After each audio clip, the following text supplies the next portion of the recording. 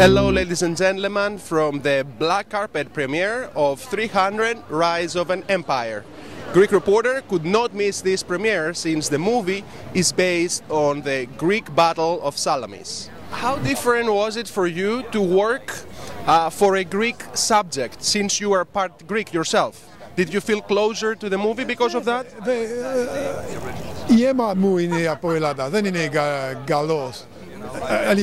I've always been fascinated with Leonidas and the whole story. There is no better, stronger story about Greece to me. So when I missed the first one and I got called for the second one, I was like, of course I'm coming. I dropped everything else to make the movie. So yeah, it's been really great. I don't know how close it is to Greek history, but I think that there is the Greek spirit.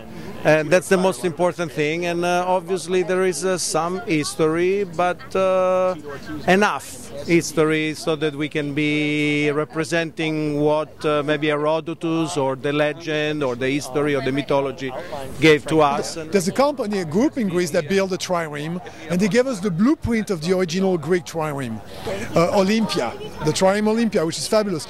We took that, I wanted to match exactly the way the trireme were built.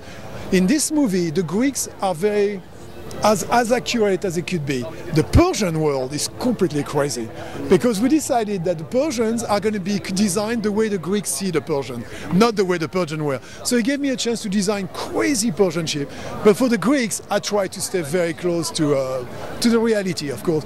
The Spartan towns and everything had some creative freedom on the first movie. I had to reproduce that because we had to match the first movie. For Athens, I looked at things that, again, being from Mani, having, we created like pieces of ground for the guys to fight. Little outside Sparta, we built like huge ground floor on stage where all the guys were battling on.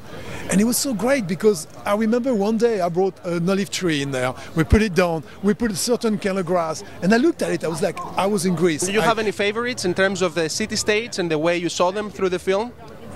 Well, I mean, I love Sparta just because they're unapologetic and Sparta is awesome, and of course I love Athens because Athens gave me democracy, and my country has been trying to keep its democracy going for a while, and was inspired by Athens, and I owe Greece a great debt. Who was your favorite?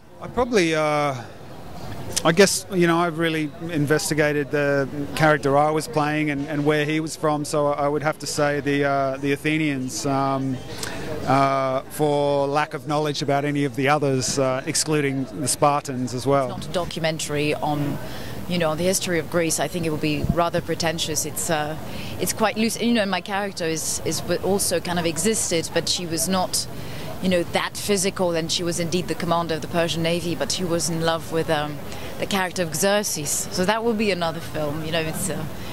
We can't take it too seriously. It's like. What did you do to prepare for this? Sorry. Lots of training, lots of discipline. I play Silius, who is a very skilled warrior and soldier, and is a close and trusted friend of Themistocles, our hero in the film. I rocked up at best with a sucked-in one-pack, really. What would you say that is the most important message of the film? I think I would like to say that it would be, fight for what you believe in and what's in your heart. And I don't know if you've ever been to Greece, but now after playing this character, do you plan maybe to go there and see how it's in real life? I would love to go there. I was on. I nearly flew there from Bulgaria because I had a few days off, and I almost booked tickets, and I was going to go to the Greek islands, and unfortunately the schedule changed and I couldn't. So it's on my list. Maybe this summer. Yeah. Oh, as soon as I can. Yeah, man. the idea of free will or democracy versus tyranny, I mean, that makes for good drama. In the first film, we really just focus on the Spartan culture and the Battle of Thermopylae, or the Hot Gates. And in this film, you pull out, you kind of like widen out, you see the whole of Greece, all the city-states, what was going on up into the Battle of Artemisia, and then the movie ends at the Battle of Salamis. Like, all of these things are historically in line with what was happening at the Battle of Thermopylae. From Hollywood, California, Anastasios Papapostoulou for the Greek Reporter. And don't forget, Greeks are everywhere.